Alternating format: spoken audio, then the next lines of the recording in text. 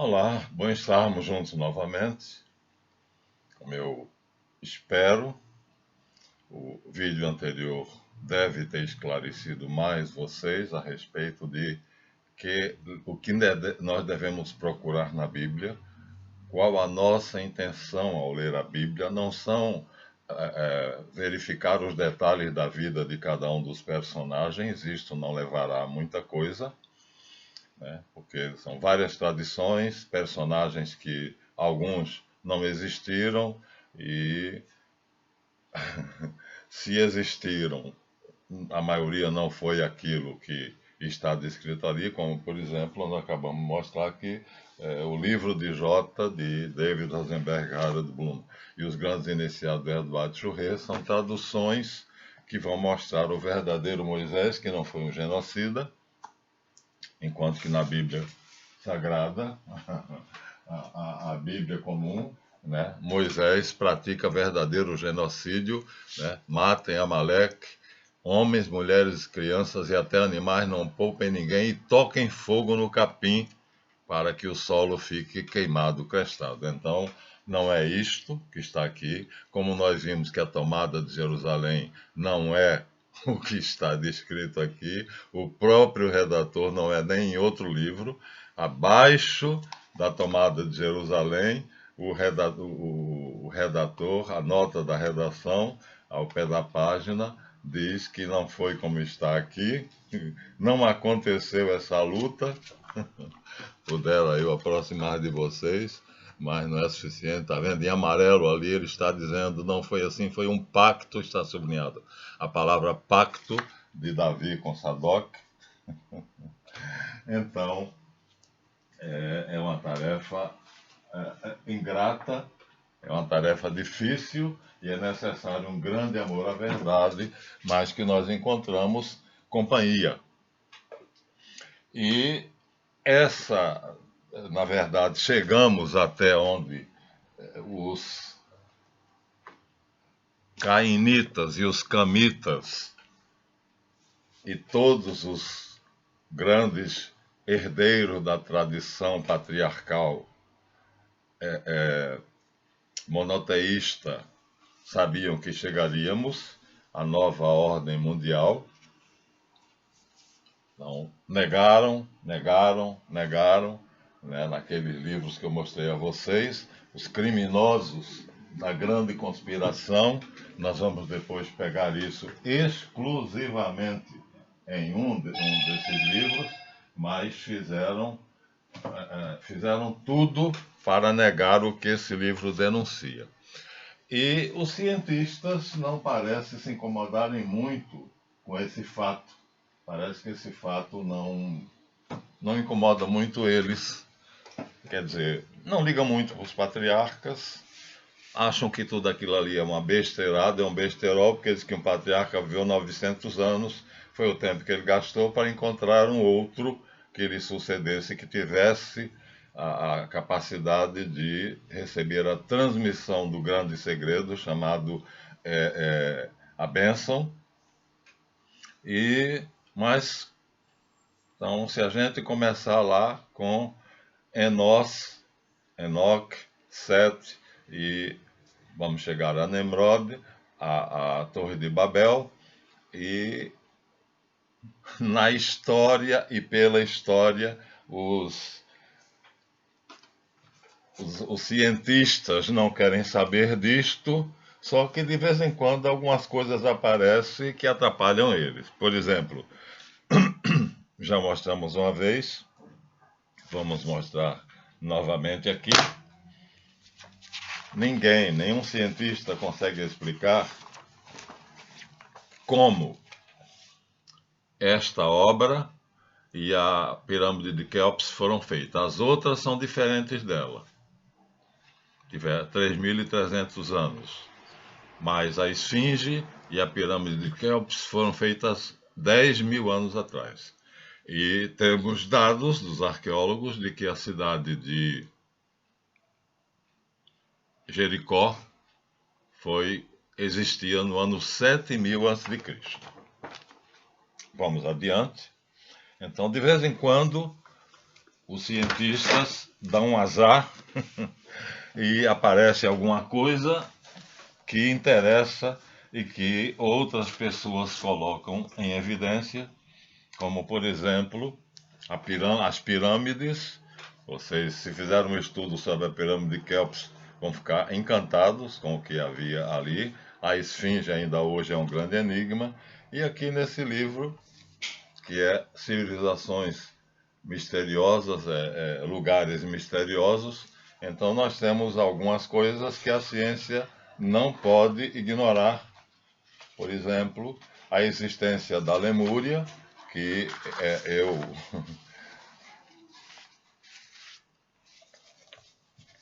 eu apresentei para vocês livros que eu tenho a respeito. Então, a Lemúria seria um continente perdido, está aqui no Pacífico, no mapa está aqui. E nós temos algumas pessoas aqui que defendiam a existência da Lemúria. Sem isso não pode explicar a Polinésia, aquele monte de ilhotas vulcânicas, que aparecem apenas os bicos dos mais altos montes, né? O continente afundou. E aqui nós temos vários defensores, né, da existência desse continente perdido, que o desaparecimento dele foi miticamente escrito como o dilúvio na Bíblia, o dilúvio de Noé. Estamos aqui no patriarca Noé. Mas se formos à Suméria, de Noam Kramer, vamos procurar aqui, nós encontramos um dilúvio aqui. A história começa na Suméria. Então, o primeiro dilúvio está escrito aqui. Nós também vamos encontrar isso em Mircea Eliade, o conhecimento sagrado de todas as eras. E aí o patriarca é tudo igual. Vai haver uma grande inundação, Eliu se enfurece e decide destruir os homens e a terra, porque estão fazendo coisas que ele não quer, tudo igual. E aí, Enki, que vai ser Iá, vai avisar a Utnapishtim que ele faça uma barca e tudo vai igual. Então os sumérios passaram isso. Isso é o primeiro livro do mundo, porque os sumérios descobriram a escrita. Não há nada anterior ao dilúvio sumeriano. Então, Utnapishtim constrói a arca, ele entra na arca com a sua esposa, aqui dá somente ele e a esposa, e depois, quando o dilúvio passa, ele recebe dos deuses, pela piedade dele, pela devoção aos deuses, em que termina convencendo os deuses superiores de transformá-lo, de dar-lhe a imortalidade. Então, a história do dilúvio é, em suma, a mesma. A grande questão é a mudança do herói, porque vai passar para os acádios e babilônios, caldeus, com o nome de... vai mudar o herói. A história é a mesma, mas o herói vai mudar de nome, né? E em vez de Utnapishtim, Gilgamesh vai aparecer, e vai aparecer em busca da imortalidade, e há uma mudança de nome, agora não me ocorre o nome do herói, mas sempre o fato é descrito do mesmo modo. E, finalmente, Abraão migra de Ur dos Caldeus para a Palestina, levando consigo essa tradição, e lá os descendentes dele escrevem mais uma vez a história do dilúvio, colocando Noé como herói. Então, tem pelo menos três versões em três etapas muito diferentes da vida, né? E é curioso, inclusive, porque quando Gilgamesh sai em busca da flor da imortalidade, que ele encontra o Utnapishtim diz a ele onde é que ela se encontra, numa caverna, e ele nada e busca e luta e chega à caverna, e quando chega lá, assim que ele chega, a serpente está comendo o último exemplar da flor da imortalidade. Então ele fica depois de tudo, ele termina como o imortal. Os deuses só deram esse privilégio a Utnapishtim. Então, é curioso, né? Quer dizer, a humanidade, de repente, a biblioteca de Nabucodonosor foi descoberta de uma maneira acidental, e aí descobriram as tabuinhas cuneiformes que a Suméria tinha deixado. O primeiro livro do mundo, a primeira civilização a descobrir a escrita. Então, os cientistas querem ignorar isso, mas está aqui, ó, Samuel Noah Kramer, mostrando que não dá para ignorar. Ele dá aqui coisas curiosas. A descoberta da cerveja, quer dizer, descoberta. Como é que os sumérios e acádios faziam a cerveja, né? Aqui ele diz uma pessoa num barbeiro, como é que era, um diálogo entre um cliente e um barbeiro. Ele dá várias partes onde a escola é um centro de estudos em que os alunos, como hoje, detestam e os pais obrigam-nos a frequentar. Então, quando os cientistas acham que não devem se incomodar com a vida dos patriarcas, a existência dos patriarcas, aí aparecem pessoas que célebres. Aqui é Charles Darwin. Esse aqui é Charles Darwin. Este aqui é Ernest Haeckel. E este aqui é o físico francês Le Plongeon. Além disso, nós temos aqui Madame Petrovna Blavatsky, que também era uma defensora da existência da Lemúria. Inclusive, a respeito dela, nós temos Atlântida, nós temos uma coisa muito interessante com a Madame Petrovna Blavatsky, o continente perdido, mas ela vai aparecer só na Atlântida. Então, quando os cientistas querem esquecer desses fatos, que a Lemúria existiu, aparecem outros cientistas que dizem, não, existiu. Noah Kramer descreve, através dos sumérios, a destruição da Lemúria, através dos maias, através dos astecas, que viram de onde eles estavam a destruição da Lemúria, né? Então, mas a ciência se nega oficialmente a reconhecer, porque isso seria reconhecer que os patriarcas existem. Aqui seria a Atlântida, outro mito, e nós temos aqui uma pessoa muito famosa, Helena Petrovna Blavatsky, que foi visitar o Dalai Lama e ele disse que ela estava certa ao imaginar que os atlantes tinham mudado do Oceano Atlântico para outro lugar, tinham migrado. Então a Atlântida não afundou, a Lemúria afundou. E como eu já disse no vídeo anterior, os cientistas mais velhos, sabendo que ela ia fazer aquilo, ela ia sofrer aquele desastre, prepararam jovens sábios e uma nave, e essa nave partiu com eles e foi para o continente, saiu do Pacífico, foi para o Atlântico, por isso eles chamavam-se Atlântida. E nós temos um relato interessante da conversa de alguns embaixadores ingleses com o Dalai Lama, e ele diz que conheceu a Madame Helena Petrovna Blavatsky e que as afirmações dela a respeito de que eles, os lamas tibetanos, tinham contato com os atlantes, ele não vai comentar.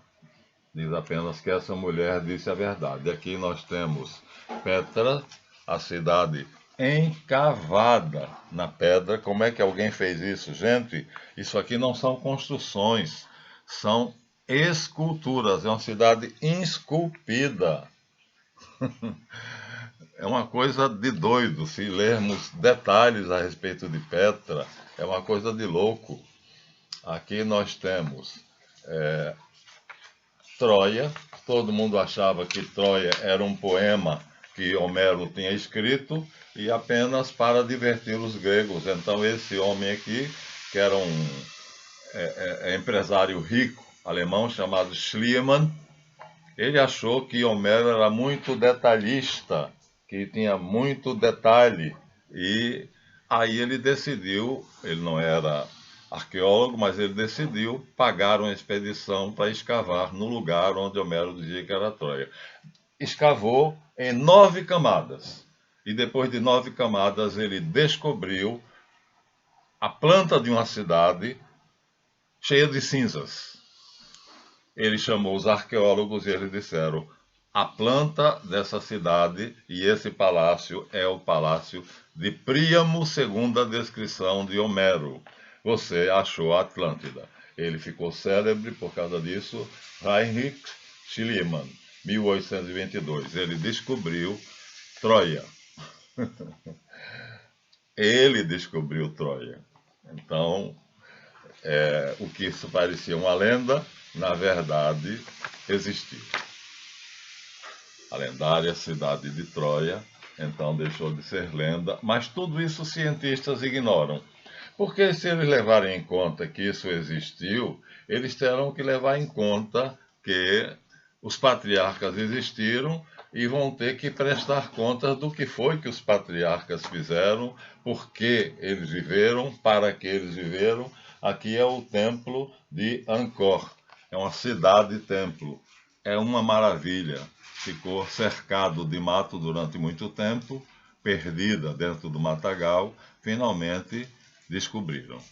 Angkor é uma cidade-templo, uma coisa extremamente maravilhosa que também os cientistas não dão a menor importância.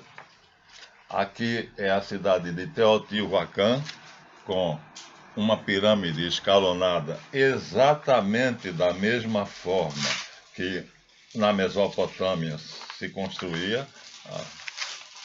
Igual, não tem como tirar nem pôr, e não foi uma só que eles construíram, foram várias, olha, aqui ó, várias pirâmides escalonadas. Aqui é uma mais de perto, mais próxima, e aqui uma na visão aérea de cima. Agora, como alguém sairia da Mesopotâmia, né, na Ásia e no Oriente Médio, e viria para onde a civilização dos Incas, Astecas e Maias, aqui na América do Sul. Como ele viria até aqui? E como ele teria meios para construir os igurates babilônios? Aqui é um detalhe curioso que vocês vão ver, que Erich von Däniken disse: olhe como essas pedras se encaixam. São blocos de pedras irregulares, mas que se encaixam criando uma parede fabulosamente resistente, porque o encaixe é perfeito. Qual o método que os construtores tinham para fazer isto? A mesma coisa acontece com a Grande Pirâmide. São blocos de pedra encaixados uns nos outros, pedras com até 10 toneladas de peso. Então você imagina, primeira camada da pirâmide, a última, a mais baixa, ótimo, fácil. Segunda camada, a de cima, não é tão difícil. Depois mais outra e mais outra e mais outra, e vamos chegar a um momento em que vamos ter que chegar até as últimas camadas. Então os engenheiros disseram que eles fizeram uma rampa de areia e botavam troncos de árvores e os escravos iam puxando esses troncos, iam puxando essas pedras rolando por esses troncos até chegar lá em cima. Muito bem, o matemático calculou, por esse processo,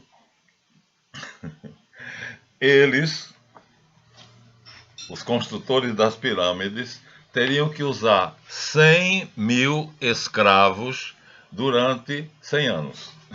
Quer dizer, evidentemente seria impossível. Em uma geração, um faraó não conseguiria construir uma pirâmide dessa. Aqui nós temos os Moai, os colossos da Ilha da Páscoa. Leve-se na devida conta que a Ilha da Páscoa não tem pedras. Eu vou mostrar um detalhe aqui, um deles em detalhe.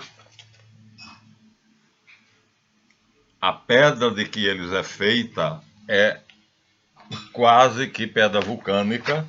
Então, um arqueólogo japonês decidiu fazer uma expedição com mais 3 colegas engenheiros e desenterrou. Percebeu-se que eles têm o corpo todo, não é somente essa parte, não é só esse pedaço. Então, todo mundo pensava que era só a cabeça, ou o pescoço e uma parte do corpo. Quando ele desenterrou, ele encontrou o corpo todo. E aí ele tentou, a ideia dele era levar 3 desses megalitos, né, esculpidos, para o Japão e botar no Museu do Japão. Não teve como levantar eles para botar numa carreta, porque qualquer processo que ele usasse para levantar o megalito e botar na carreta, eles fragmentavam-se, eles viravam pó, eles partiam-se em pedaços. Então, como é que eles foram colocados aí? E de onde foram trazidos? Porque a Ilha da Páscoa não tem pedras. Como foram trazidos? Nada disso os cientistas querem saber. Porque se eles quiserem saber, eles vão terminar tendo que se preocupar com os patriarcas, aí vai aparecer a tradição patriarcal, e aí eles vão ter que saber que, na verdade, a nota de $1 não é brincadeira. Então, o que está na nota de $1, né? Nós já mostramos a vocês várias vezes, mas metade, aqui nós temos a nota dividida em 2 metades, uma metade a águia, na outra metade a pirâmide, né? Então a águia é um símbolo que vai persistir, a pirâmide, porque a pirâmide estaria na nota de $1, o que é que os Estados Unidos têm a ver, George Washington, Benjamin Franklin, o que é que tem a ver com o Egito? A águia não, a águia americana é um símbolo universal, mas seria a construção de uma sociedade consoante o plano do Templo de Jerusalém, elitista. Então aqui nós temos um templo, né, em cujo pátio, aqui externo, né, ficavam os gentios, os prosélitos, os convertidos ao judaísmo, mas que não tinham sangue judeu. Aqui depois ficavam as mulheres e as crianças, transpondo esse pequeno muro ficavam os homens e os sacerdotes, e só os sacerdotes entravam nessa construção coberta.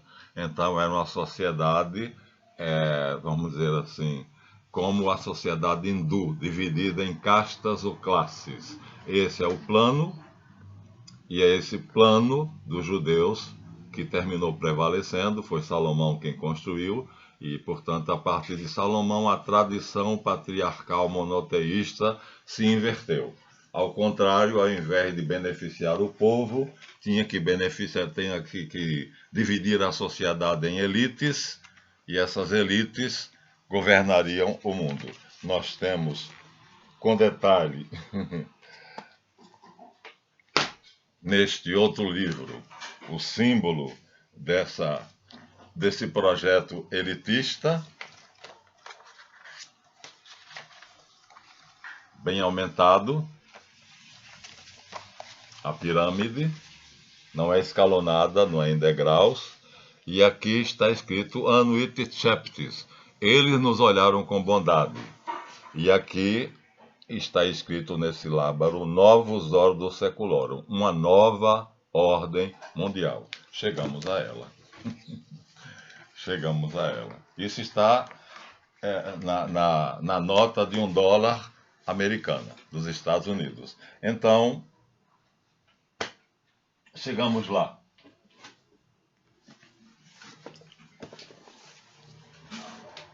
Fórum Nacional, Livraria José Olímpio, mostrando o que foi para nós a nova ordem mundial. Neil ainda não apareceu. Mr. Anderson, o filho do homem, que tudo leva a crer que foi Jesus Cristo, não apareceu. Utnapishtim, na Suméria, Ziusudra, entre os caldeus. Agora me veio o nome do Noé, caldeu, que é Ziusudra. O sumério é Utnapishtim e o dos judeus é Noé. Então, nós vemos que o plano se cumpre e eles negaram e negam. Agora dizem que a pandemia não foi provocada. Temos provas suficientes, bastantes, porque o sinal de satélite captado pela CIA viu as aglomerações em torno de alguns hospitais em Wuhan. Os agentes da CIA foram lá e perguntaram por que tanta gente ali. Estava todo mundo com pneumonia, não era Covid-19. Aí eles disseram que estavam fazendo experiências com o morcego da Covid-19 e o vírus saltou de dentro do tubo de ensaio para um dos auxiliares da pesquisa. Alguém que estava trabalhando, um vírus não salta. Isso é história para boi dormir. Então, quando eles acham que está tudo calmo, então aparece alguma coisa que tira o sossego desses vagabundos que querem manter esse segredo e fazer de nós escravos deles. Né? É o que nós já estamos. Você vê que eles ordenaram que a gente ficasse em casa e ninguém tem como sair de casa. Então aqui nós temos uma obra de Gina Pichel, História Universal da Arte. Nesta obra, ela mostra uma das obras pré-históricas mais famosas, em Avonbury. Stonehenge está aqui e está em detalhe aqui. Vejam, duas pedras verticais e depois uma arquitrave horizontal. Mostra o detalhe. As duas pedras verticais não são trabalhadas, são brutas, mas a arquitrave é talhada. É toda ela trabalhada, é lisa. Como colocar essa arquitrave aqui? Ela pesa entre 6 e 10 toneladas. Colocar essas em pé, talvez seja fácil explicar. Agora, como colocar a arquitrave ali é a mesma coisa de como colocar as últimas pedras da pirâmide. Aqui está o círculo, né? São várias pedras, eram 3 círculos concêntricos, hoje só resta isso, caíram. E Gina Pichel diz que só há um meio de explicar, através da arte pré-histórica, né? Porque aqui nós temos um pequeno bisão, esse bisão é esculpido em osso de uma presa de elefante, ou seja, em marfim, né? Aqui essa Vênus também é em marfim, e acontece que se você pegar a tua faca de aço para tentar fazer um objeto desse, a faca de aço, talvez consiga, mas com muito trabalho. Então ela diz que só analisando a arte da pré-história é que nós perceberemos que os patriarcas existiram, que o homem não era um descendente do macaco, porque isso aqui eu não sabia, mas um amigo meu chamado Gafanhoto mandou para mim, já falei disso em um livro chamado De Volta à Pré-História. Então, o fato é que isso aqui é pintado em paredes e teto das cavernas. Olha só, paredes e teto. Agora, o Miguel Ângelo pintou o teto da Capela Sistina. E como é que ele pintou o teto da Capela Sistina? No andaime. Então, pintar o teto das cavernas do Paleolítico significa que eles teriam que obrigatoriamente usar andaimes. Além disso, as pinturas das paredes só começam a 10 metros de altura. Então, das paredes altas para o teto. Como eles fariam isso? Gina Pichel diz, só reestudando a pré-história e a pintura paleolítica, nós chegaremos a isso. Quer dizer, o professor doutor Andreas Lommel, Andreas mais uma vez, que é diretor do Museu de Etnologia de Munique, ele é da mesma opinião que ela e diz, esconde-se um grande segredo que os cientistas não querem explorar. Porque se eles forem explorar a arte pré-histórica, eles terão que chegar à conclusão que o homem pré-histórico necessariamente tinha a escrita, sabia escrever. Isso é uma Vênus, como ele chama, mas nós sabemos, na verdade, que são deusas. Esse chifre na mão dela está cheio de sangue. Quando ela derrama no chão, o sangue vira um animal, um homem, e assim ela é a deusa da criação. Aí, com esse formato, eles não tinham a menor preocupação com a estética feminina, mas com o fato da maternidade. Não vamos dar importância para isso. Para quê? Para poder dizer que a tradição patriarcal existiu, que os patriarcas existiram, se não vivendo 900, 1000 anos, 1200 anos, mas exatamente esse era o tempo de um passar a tradição para outro. Eles não viveram tanto tempo, viveram 120 anos, talvez, porque naquela época não tinha envenenado o ar nem a água, né? As plantas, os animais não tinha esses produtos, né, que envenenam tudo aquilo que a gente come, seja carne, seja fruta, seja verdura, legumes. Nós não tínhamos isso. Então, nós temos aqui um livro precioso que eu estudei no IBA, Instituto de Belas Artes, no Parque Lage. Arnold Hauser, o maior entendido em História da Arte e que aplica a História da Arte à sociedade, portanto, História Social da Arte, e ele explica aqui, no seu livro, que qual é a razão e o propósito que serviram de esteio para a arte do Paleolítico. E ele diz aqui: nessa época de vida puramente prática, tudo gravitava, como é óbvio, em torno da mera subsistência, e nada justifica, portanto, supormos que a arte servia a qualquer outro propósito que não fosse o de constituir um meio para a obtenção de alimento. Todas as indicações apontam, mais exatamente, para o fato de que se tratava do instrumento de uma técnica mágica e, como tal, tinha uma função inteiramente pragmática que visava alcançar objetivos econômicos diretos. Então, não tinha estética, porque as cavernas eram em lugares escuros, as pinturas não são visíveis se você não tiver um achote ou uma lâmpada.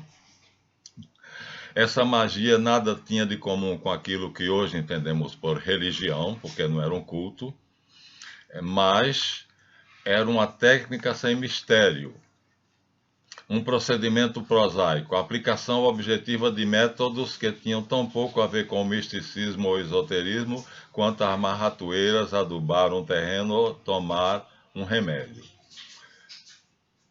Pois o desenho era, ao mesmo tempo, a representação e a coisa representada, o desejo e o desejo realizado. Então, era a maneira de projetar o futuro através de um desenho. O caçador e pintor do período paleolítico pensava que estava na posse da própria coisa na pintura. Se ele pintava um boi caindo numa armadilha, ele depois ia procurar o boi caído na armadilha que ele tinha armado, porque ele sabia que tinha caído. Pensava com toda certeza que adquiria o poder sobre o objeto por meio do retrato do objeto. Acreditava que o animal verdadeiro realmente sofria a morte do animal retratado na pintura. A representação pictórica nada mais era aos seus olhos do que a antecipação do efeito desejado. Não se tratava, portanto, nem uma função simbólica, nem estética. Não era o pensamento que matava, nem a fé que consumava o milagre, mas o ato concreto, a representação pictórica, a flecha arremessada contra a pintura, o que acarretava a mágica. E aí ele diz: qualquer outra explicação da arte paleolítica como forma decorativa ou expressiva, por exemplo, é totalmente insustentável. Então, por que a ciência não estuda isso? Você é um grande cientista, isso é um grande nome. Harold Hauser é um grande nome. E o professor Andreas Lommel, diretor do Museu Etnográfico de Munique, e a professora Gina Pichel, que diz que o homem só entenderá perfeitamente a sua história moderna quando descobrir por que é que os pintores do Paleolítico, das cavernas do Paleolítico, não deixaram nada escrito. É impossível que eles, tendo tanta técnica, tanto domínio da arte, do pensamento abstrato, né? Eles aqui, segundo Arnold Hauser, eles sabiam que o pensamento tem uma força tal que se eles fizessem uma armadilha, deixassem lá e fossem para dentro da caverna com achotes, porque eles iam para o lugar mais escuro da caverna, o que significa que não era para ser vista. E ali eles pintavam o boi caindo na armadilha e depois saíam para pegar o boi que estava na armadilha, ou o bisão, ou o cavalo, ou o que quer que fosse. O que ele representou ali teria acontecido lá fora. Isso é criar do nada. O poder do pensamento de criar do nada. Ora, imaginar que esses homens vieram do macaco, com essas representações pictóricas que Gina Pichel diz. Até hoje, nenhuma escola de arte atingiu a perfeição das pinturas das cavernas do Paleolítico. Nenhuma. Não chegamos lá. E Andreas Lommel afirma: se o homem primitivo tinha essa concepção abstrata do poder de criar lá fora o que ele pintava na caverna, já não estou falando simplesmente dos andames para pintar o teto, então ele não era de nenhum modo primitivo. Nunca morou em caverna, nunca morou em árvores, morava em casas, como atestou a cidade de Jericó 7.000 anos atrás, uma cidade murada, e outras. Então, por que ele não deixou nada por escrito? Talvez porque ele soubesse demais. Então a escrita só vai surgir 7.000 anos antes de Cristo, enquanto que as pinturas da caverna do Paleolítico, a partir de 20.000 anos, ela surge com toda perfeição. Eles sabiam escrever com certeza. Eles não eram antropóides, descendentes do macaco. O Leakey Jr. desmentiu o pai em um álbum editado por Fernando Chinaglia Editora, caríssimo, porque o papel era de uma substância extremamente cara, e nesse álbum ele mostra que em cada lugar onde Leakey, B.S. Leakey, o pai dele, encontrava restos de hominídeos, Homo erectus, Pithecanthropus erectus, ele encontrava também de Homo sapiens. Ele separava as ossadas do Homo sapiens, fotografava só daqueles e depois montou a história de que um veio do outro, como nós hoje já não acreditamos mais na teoria de Darwin, porque os bioquímicos disseram que a maior barbaridade do mundo é o darwinismo. Primeiro, porque Pasteur, em 1896 ou por aí, provou que uma ameba não podia surgir no oceano primordial quando ele fez a experiência da carne, 250 gramas de carne, dentro de um vidro, de um recipiente sem oxigênio. Quer dizer, ele deixou 250 gramas fora e logo apodreceu, surgiram larvas. E ele deixou um vedado, sem ter acesso à atmosfera, e aquele não deu bicho. Então ele disse aquilo que já teria derrubado o darwinismo. Tudo que é vivo provém do vivo. A larva não nasce da carne, como os cientistas da época pensavam.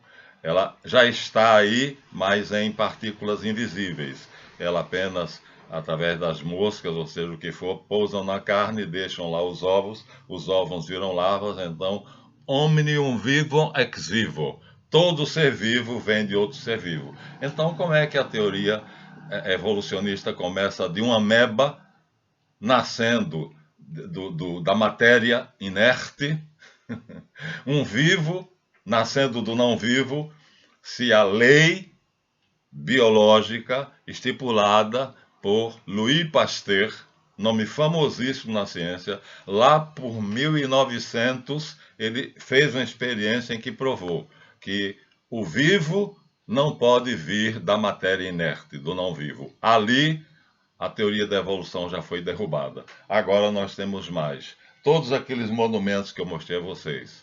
Stonehenge, 3.000 anos, 3.200. As pirâmides, a Esfinge, 10.000 anos. As cavernas do Paleolítico, 20.000 anos. Né? A cidade de Jericó, uma cidade bem arquitetada e cercada de muros. Então, nós estamos dentro de uma prisão, que é a Matrix, e os americanos sabem disso, porque aqui eles colocaram na sua nota de $1 que eles estavam construindo uma nova ordem mundial. Está aqui escrito Novus Ordo Seculorum. Aqui está a pirâmide e a frase em latim. Eles nos olharam com bondade. Eles quem? É bom que vocês saibam que eu tinha um livro de literatura inglesa que no prefácio dizia que os fundadores dos Estados Unidos da América tiveram uma reunião com alguns judeus askenaz, ou seja, camitas, e prometeram a eles que se eles transferissem o ponto deles da Inglaterra para os Estados Unidos, eles teriam leis especiais e privilégios especiais. Isso fez com que Myron Fagan dissesse que nos Estados Unidos você pode falar de Deus, que Deus é um cachorro. Aliás, a palavra God, Deus em inglês, se invertir dá dog, cachorro. Então, você pode falar mal de Deus, dizer o que quiser dele ou do presidente da República, mas não pode falar do antisionismo. Não pode falar mal do sionismo, você será preso. Aqui no Brasil eu ainda posso. Então, tudo isso é obra do sionismo. Chegamos a isto e a história está na Bíblia.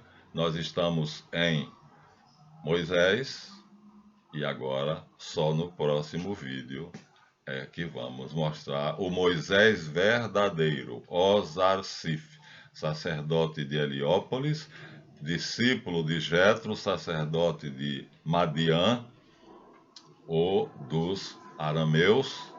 E aí vamos ver um Moisés completamente diferente daquele genocida que, obedecendo às ordens de um Deus colérico e sanguinário, saiu devastando tudo à sua frente,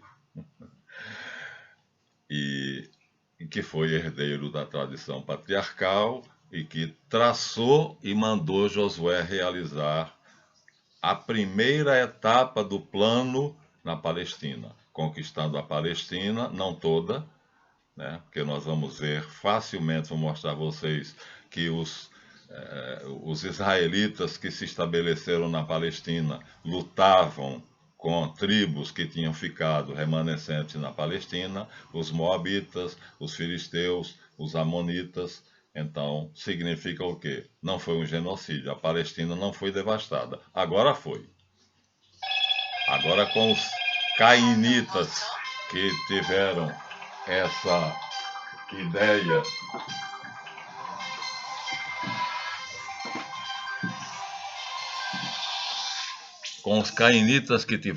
ideia de devastar a Palestina, fazer uma limpeza étnica. E essa limpeza étnica é destruir os palestinos. Destruir os palestinos e não deixar nenhum deles vivo. A Palestina será apenas um Estado judeu.